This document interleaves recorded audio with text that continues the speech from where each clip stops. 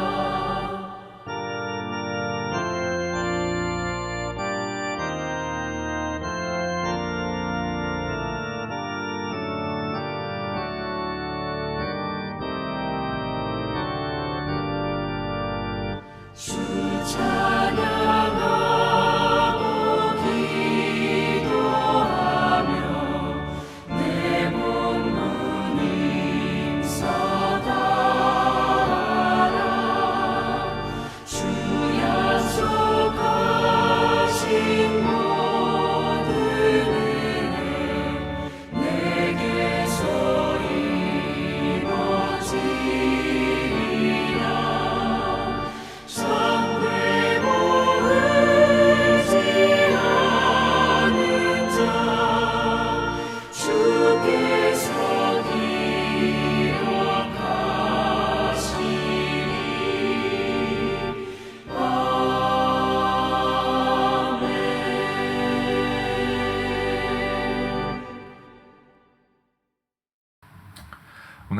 하나님께서 주시는 말씀은 어제 이어서 에베소서 6장 말씀이고요. 18절부터 24절까지 말씀입니다. 에베소서 6장 18절부터 24절 마지막 절까지 말씀. 우리 같이 함께 말씀을 읽도록 하겠습니다. 모든 기도와 간구를 하되 항상 성령 안에서 기도하고 이를 위하여 깨어 구하기를 항상 힘쓰며 여러 성도를 위하여 구하라.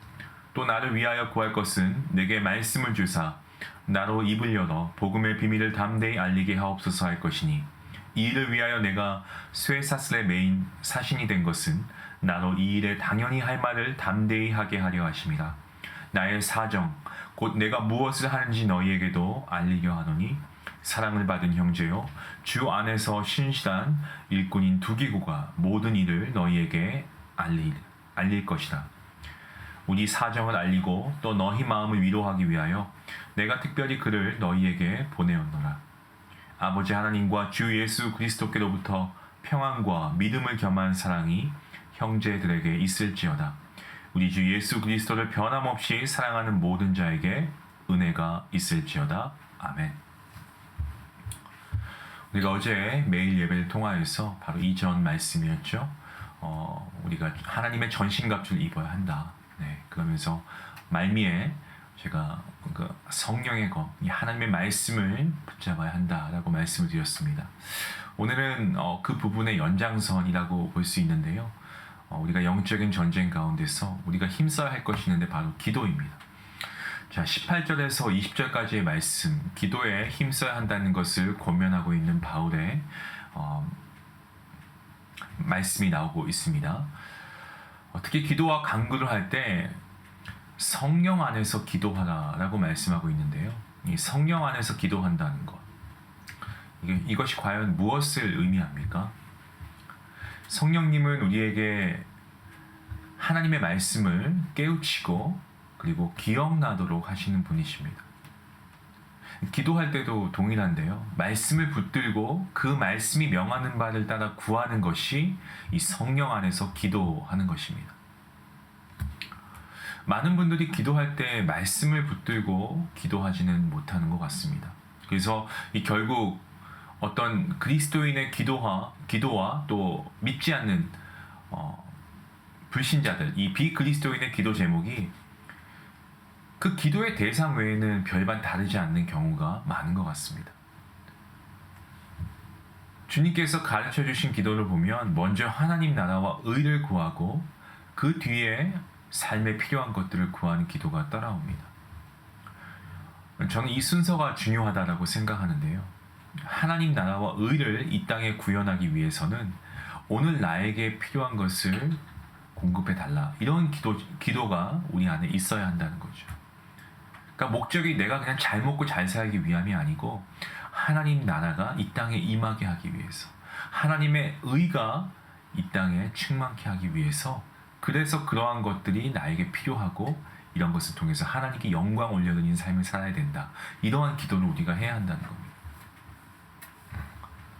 여러분, 군사적으로 볼 때에 국가의 어떤 전쟁에 참여한 군인에게 오늘의 병참을 지원하는 것은 당연한 것입니다. 하지만 만약 한 군인이 마땅히 필요한 식사, 전투복, 무기가 아니고 갑자기 무슨 좋은 자동차, 스포츠카를 사달라고 한다면 여러분, 그 요구가 받아들여질 수가 없죠.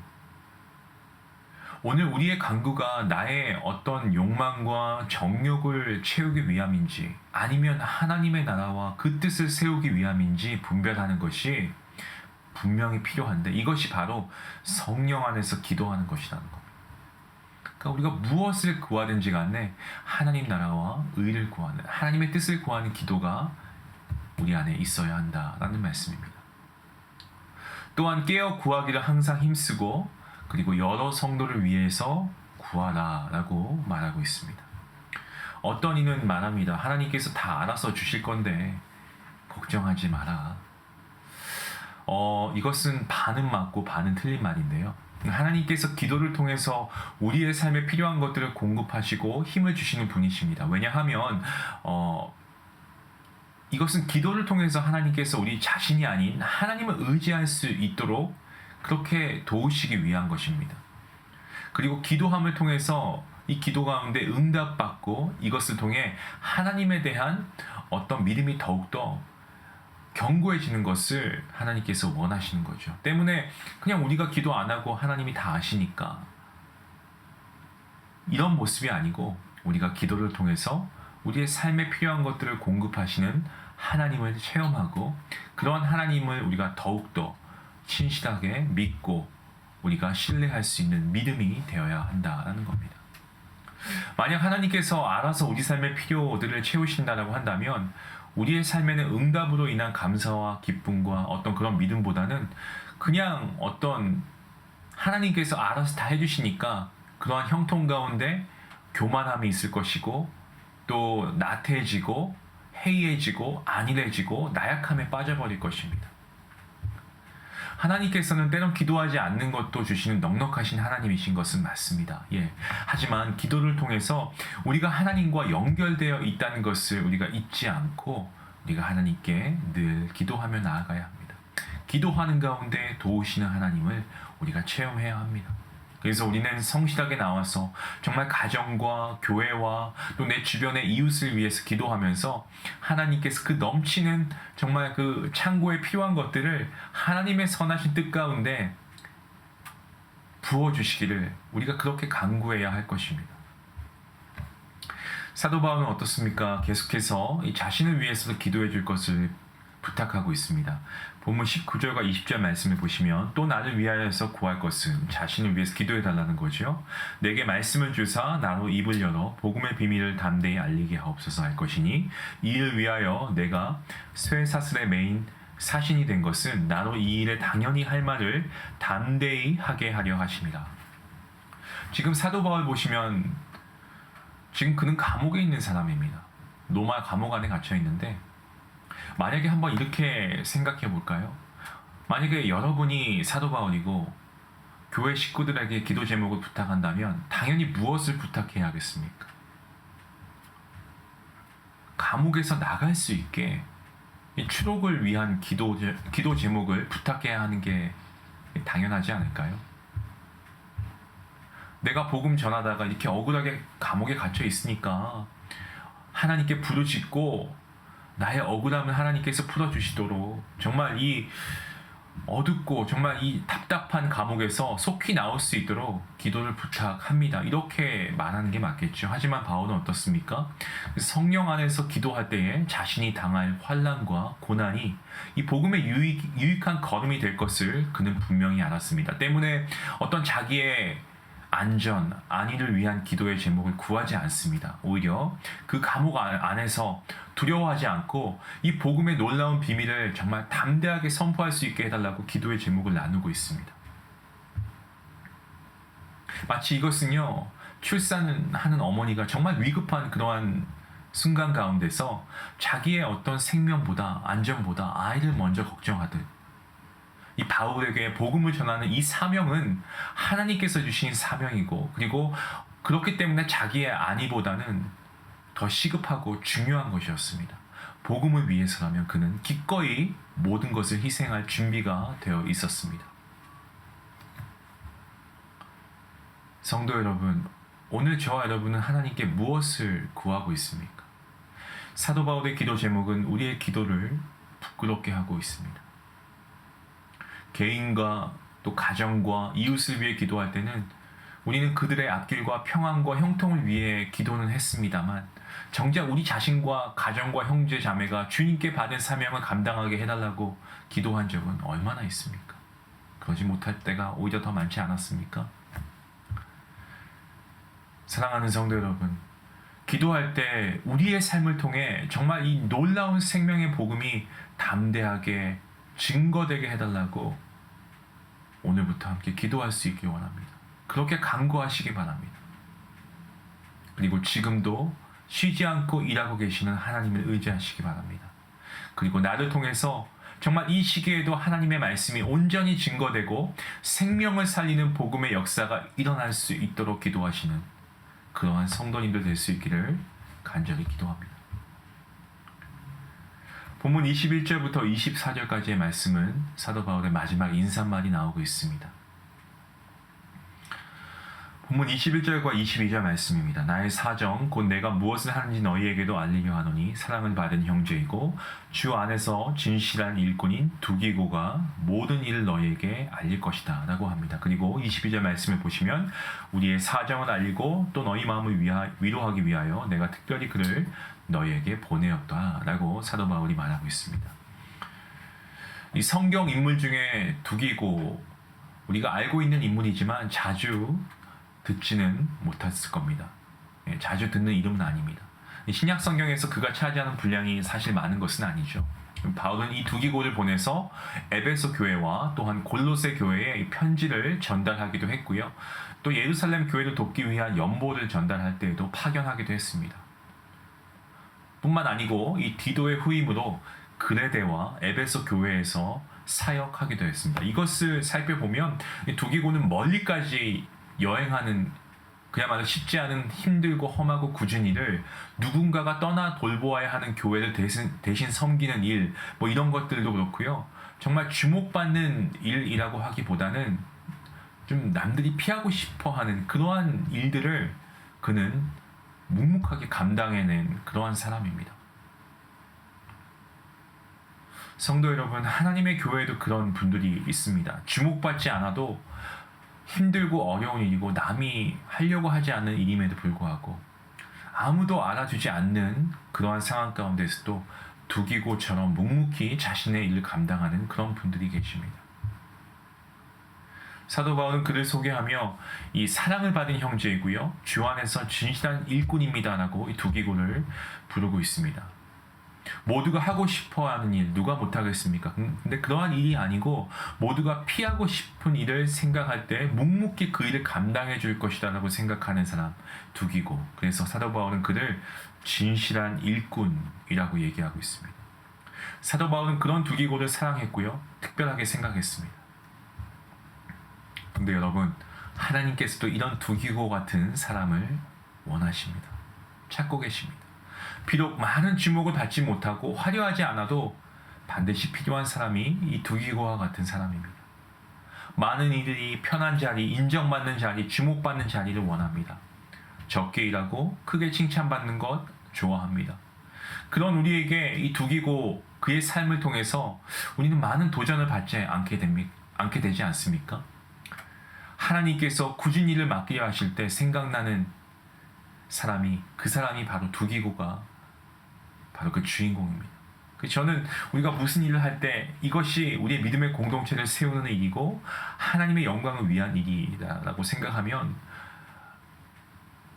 어느 누가 그 길을 걷지 않아도, 아니 아무도 그 길을 걷지 않아도 여러분 기꺼이 그 길을 걸어갈 수 있기를 원합니다.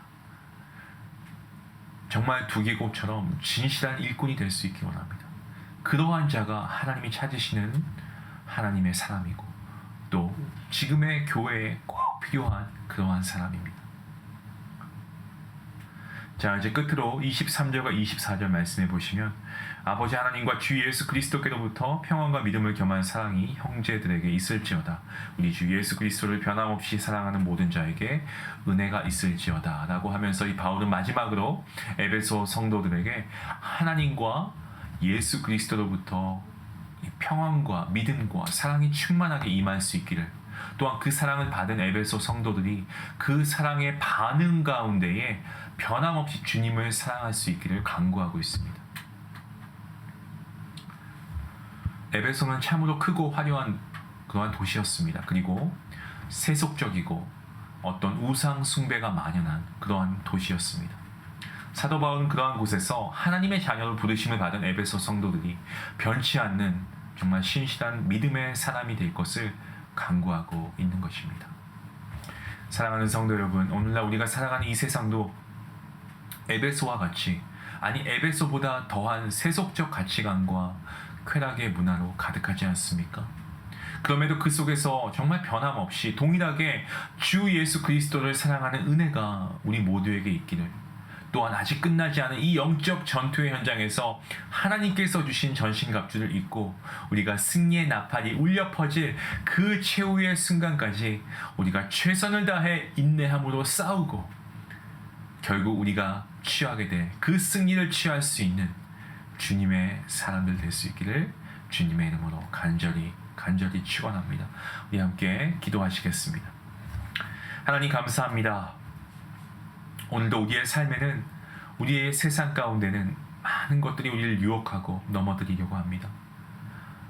아버지, 악한 영들의 관계가 오늘도 우리의 믿음을 흔들고자 합니다. 아직 우리는 영적 전쟁이 끝난 것이 아닙니다. 그런데 마치 전쟁이 끝난 것처럼 우리 안에 해이함이 있고 게으름이 있고, 그리고 이러한 세상의 유혹과 세상의 가치 가운데 물들어가고 있는 것은 아닌지요. 하나님, 이 시간 무너진 우리의 믿음을 다시금 돌아보게 하시고 주님 주신 전신갑주로 무장하고 싸울 수 있기를 원합니다. 게으름과 싸우게 하시고 나태함 가운데 싸우게 하시고 주저앉아 있는 것을 우리가 다시금 돌아보며 우리가 일어서서 정말 최후의 영광을 위해 이 영적인 전쟁에 우리가 기꺼이 동참하며 싸워나갈 수 있는 우리 모두가 될 수 있기를 원합니다. 하나님, 우리의 영혼이 깨어있게 하시고 바로 서게 하여 주시고, 정말 마귀가 우는 사자와 같이 삼킬 자를 찾을 때에 도저히 빈틈을 찾을 수 없어서 정말 소리 지르며 정말 물러가는 아버지, 그러한 어떤 겁이 많은 성도가 되는 것이 아니고, 하나님, 우리가 말씀으로 정말 이러한 마귀의 관계를 물리칠 수 있도록 도와주시고 성령 안에서 기도하며 하나님의 뜻이 이 땅에 이루어지기를 항상 간구하는 기도의 사람이 되게 하여 주시기를 간절히 소원합니다. 아버지, 특별히 우리가 오늘 말씀을 통하여서 이 두기고와 같은 인물이 될 수 있기를 원합니다. 하나님께서 누가 나를 위해서 갈고 말씀하시면 정말 두기고 같이 편히 쓰시는 그러한 믿음의 그릇이 될 수 있도록 하나님 우리를 준비시켜 주시고, 하나님 아버지께 정말 진실된 일꾼으로 인정받을 수 있는, 사람이 아닌 하나님께 인정받고 칭찬받을 수 있는 우리 모두가 되게 허락하여 주시옵소서. 감사하며 예수님의 이름으로 기도합니다. 아멘. 여기 말씀을 생각하시면서 우리 다시 한번 기도할 수 있기 원합니다. 성령 안에서 기도하십시오. 그리고 성령과 무관한 기도가 있었다면 우리가 한번 되짚어보고 우리가 회개할 수 있으면 좋겠습니다. 바울은 감옥에 있으면서도 그가 복음을 전하는 것에 있는 것은 그의 모든 상황이 어떠하든지 간에 그의 어떤 결단을 바꾸지는 못했습니다. 여러분, 나에게 맡겨주신 일 하나님이 주신 것이다 라고 믿고 최선을 다하시고, 그리고 두기고의 삶처럼 우리가 정말 무엇을 하든지 간에 성실하게 그 일을 해낼 수 있기 원합니다. 하나님이 하나 하시면 내가 하겠습니다. 주님, 내가 하겠습니다. 내가 여기 있나이다. 하나님께 나아갈 수 있는 귀한 믿음의 그릇이 될 수 있기를 바랍니다. 우리 같이 함께 기도하겠습니다.